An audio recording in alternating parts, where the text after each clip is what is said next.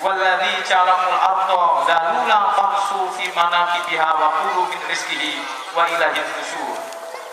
Dialah yang menjadikan bumi itu mudah bagi kamu, maka berjalanlah di segala penjurunya dan makanlah sebagian dari rezekinya, dan hanya kepadanya lah kembali setelah dibangkitkan. Surat Al-Mulk ayat 15. Kedua adalah segala hal yang berhubungan dengan pemberian jaminan kepada kaum miskin dan kaum muslimin, baik karena kewajiban yang Allah perintahkan maupun karena mengharap pahala dari Allah Subhanahu wa taala.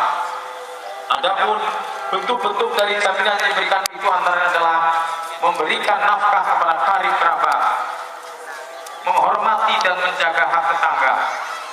Rasulullah bersabda, barang siapa yang beriman kepada Allah dan hari Rasul dan hari akhir, maka hendaklah dia menghormati tetangganya. Yang ketiga, mengeluarkan zakat secara sukarela walaupun negara tidak memungutnya. Wa fi amwalihim haqqun lis-sa'ilina bil ma'ruf wal ma'ruf. Dari sebagian harta yang kita miliki ada hak orang miskin, apakah itu diminta atau tidak meminta. Yang keempat, melaksanakan berbagai kewajiban dari harta yang dimiliki seperti berkurban, membayar zakat, fidyah, amarat dan lain-lain, dan nazar serta membantu orang yang sedang dalam kesulitan. Surat Al-Maidah ayat 5, ayat 89. Dan yang kelima adalah memberikan sedekah secara sukarela yang bersifat sementara atau seterusnya. Ketiga, secara khusus yang berhubungan dengan tanggung jawab negara. Pasal 34 UUD 45 ayat 1 menegaskan fakir miskin dan anak-anak terlantar dipelihara oleh negara. Kata terlantar ini, kata dipelihara ini kadang konotasinya menjadi negatif. Dipelihara dimaknai bahwa kemiskinan itu harus dilestarikan, karena dipelihara seperti hanya binatang. Ini sesuatu pemahaman yang keliru. Dengan demikian negara bertanggung jawab mencari fakir miskin dan anak-anak terlantar dari berbagai macam kebutuhan, baik mereka yang tidak memiliki sumber penghidupan.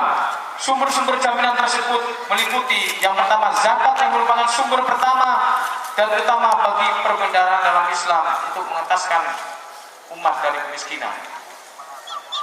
Surat At-Taubah ayat 60. Yang kedua, sumber penghasilan lain seperti 1/5 dari harta rampasan perang. Tentu kita negara damai tidak berperang, jadi tidak berhak untuk merampok dengan alasan harta rampasan perang.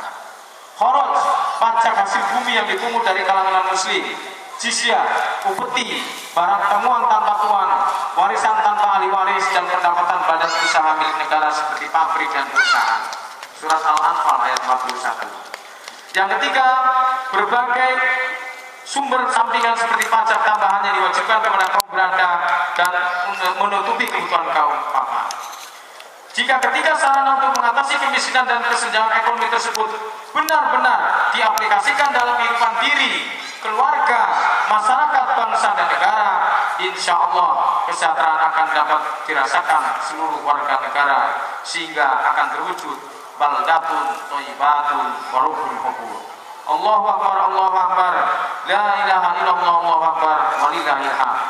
Kaum muslimin dan muslimat yang dirahmati dan dimuliakan Allah, oleh karena itu marilah kita manfaatkan momentum lebaran ini dengan sebaik-baiknya, yakni dengan bertekad kuat untuk merdeka dari kesenjangan ekonomi dan pendidikan. Mudik merupakan salah satu sarana untuk menumbuhkan pemerataan ekonomi, sebab terjadi aliran dana dari kota ke desa. Bahkan Bank Indonesia memproyeksikan kebutuhan uang masyarakat pada periode Ramadan dan Idul Fitri tahun 2013 ini sebesar 103,1 triliun uang yang beredar selama Ramadan dan Idul Fitri, dan itu dari kota ke desa, atau meningkat 17,4 triliun dibanding tahun sebelumnya. Bulan Ramadan tahun ini bertepatan dengan peringatan Hari Kemerdekaan Republik Indonesia yang ke-68.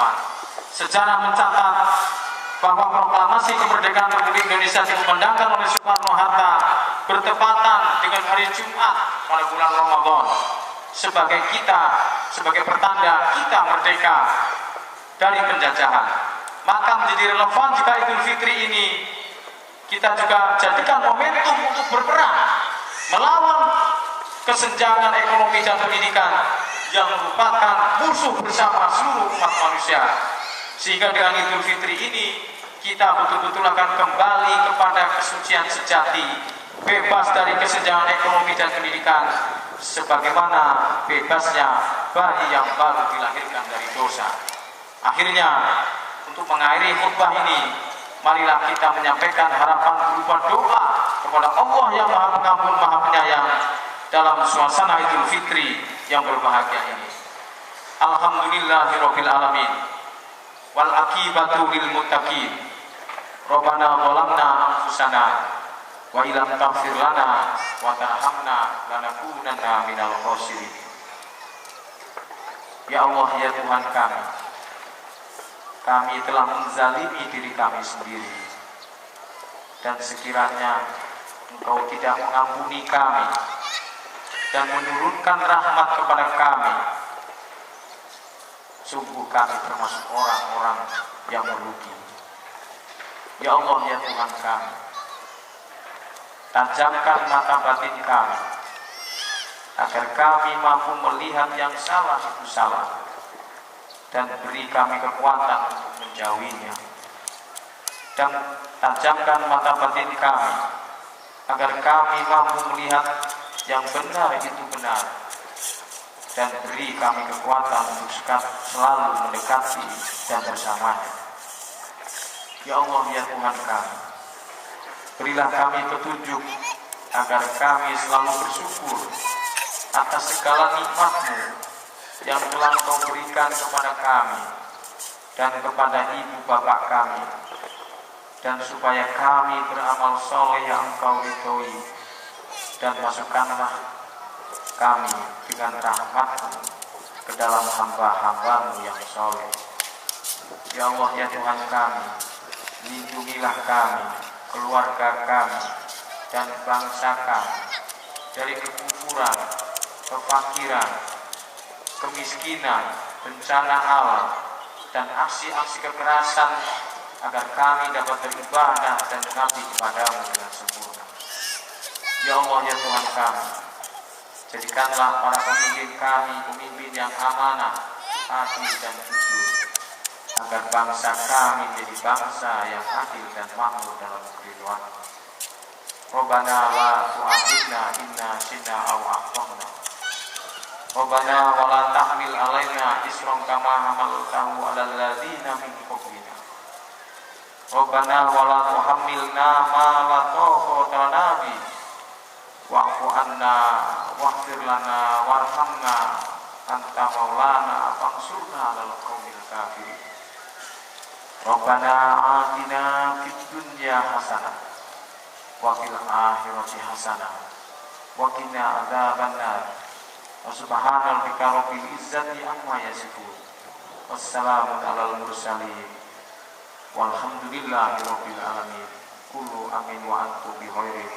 Allahu akbar, Allahu akbar, walillahil hamd. Wassalamualaikum warahmatullahi wabarakatuh.